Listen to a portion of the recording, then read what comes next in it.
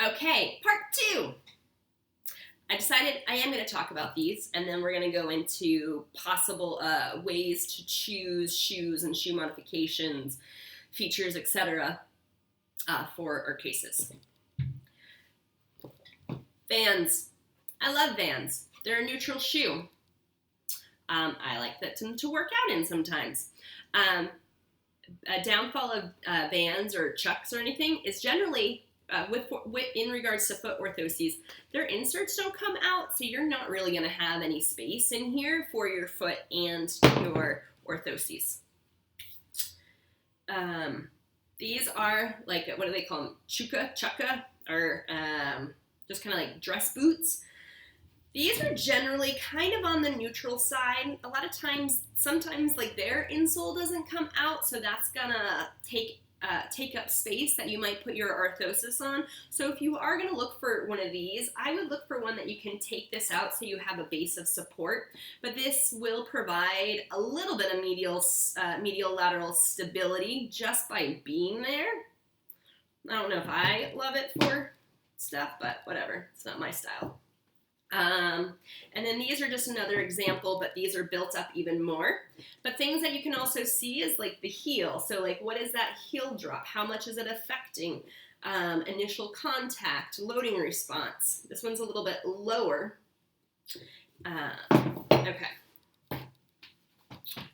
Okay, I guess for case things to consider, how to decide what to pick for what, especially in regards to these cases. So, case one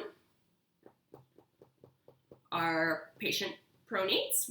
I don't think we know if they're male or female, but they're on the young side, runner and hiker. You're designing an orthoses, or whatever. You're designing something for them. So, here are my thoughts on shoes and orthotics, or orthotic devices. If you're prescribing an orthotic device, you have just spent so much time casting a mold, building up intrinsic and or extrinsic factors or posts for that shoe based on it being on a flat neutral surface. The orthotic is doing the majority of the work. Your shoe needs to be a neutral base or a neutral platform for the orthotic. Otherwise, it may overcorrect or cause like secondary corrective factors that you don't want. So, if I had an orthotic and I had a patient who had an orthotic, I would recommend a neutral shoe. It's going to have a flat base of support. These, you can take out that insert and put your orthotic in, and then it has also room for the orthotic and your foot. Trying to think of other things I said. So other things you might want to think about, maybe like in regards to case two, is she has high arches, she has club feet. What kind of accommodations does she need? And she has mild swelling towards the end of the day because she's standing. Our patient also has a peripheral nerve disease that she's just been diagnosed with, but that has a lifelong progression. So how is that going to affect her? So it affects the peripheral nerves, so both sensory and motor. How do we need to think about that or take that in consideration when we're choosing shoes? So high arch. I don't know if any of you have a high arch. I have a good friend that does, so I know her complaints in the back of my head, or I have them in the back of my head, and they help inform me. So I know one of her biggest problems is finding shoes that accommodate her high arch. So I would want something, I like laces, maybe an athletic shoe with laces, so you can get this really big and open it up, and you can create more space. You might want to look for a shoe that has that is designed to be deeper, specifically for people who wear orthoses or orthotics. I know the company Aetrex is recommended by the CMTA, the CMT Association, are really into those shoes because they do a lot of orthotic and foot specialty stuff. So you're really looking kind of like for a deep shoe. Again, I would keep it neutral because you just did all that work on your orthotic device to do all the correction within it.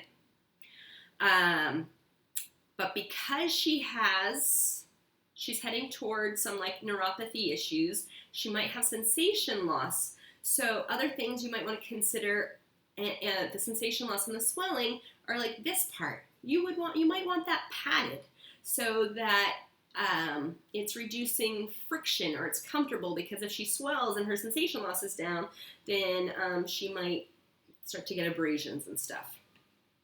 Let's see, other things for case 2 that you might want to think about.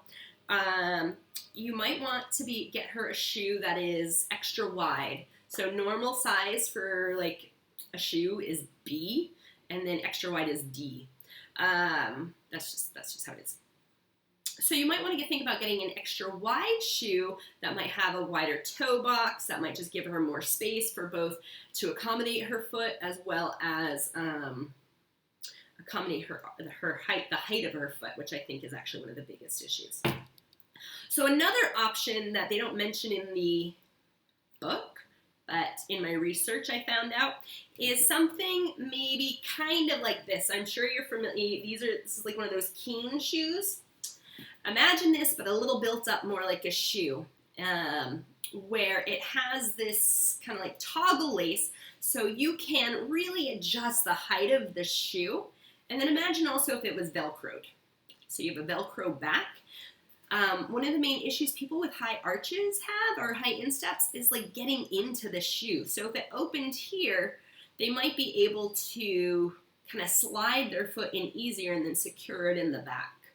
But again, you would want a shoe that was what's considered a neutral shoe, that your orthotic lies flat on. Let's see, what else? For case 2, I mean, this type of shoe might actually be an okay option because she is prone to lateral ankle sprain, so she's rolling out a lot, right? So this type of shoe might give some support, I don't really think very much support, some support or some sort of like feedback cue on the lateral side, but also look at like this, you can get this to adjust pretty high to her arch. So that also might be an option. It also just kind of depends on what she wants to do. She's not really running, right? And how many pairs of shoes does someone want to buy with foreign orthotic or orthoses? Let's see, what else I got? I don't know. I'm trying to think. I don't know what else I got. I hope that helps. If it doesn't, sorry. But if this spawned more questions, just let me know. I'll see what I can do. I don't really know how much is going to help. I don't know how much is going to help down the line. But I love talking about shoes, so just let me know. And again, it's such a, like, it all freaking depends. It depends on what they're doing. It depends on what they want to do. It's also nuanced, and from company to company, they're all going to fit differently. Certain shoes tend to fit maybe more narrow feet, wider feet. I could go on and on. So I'm just going to stop now. Again, if you have any other questions, let me know. I hope this was helpful, and fingers crossed.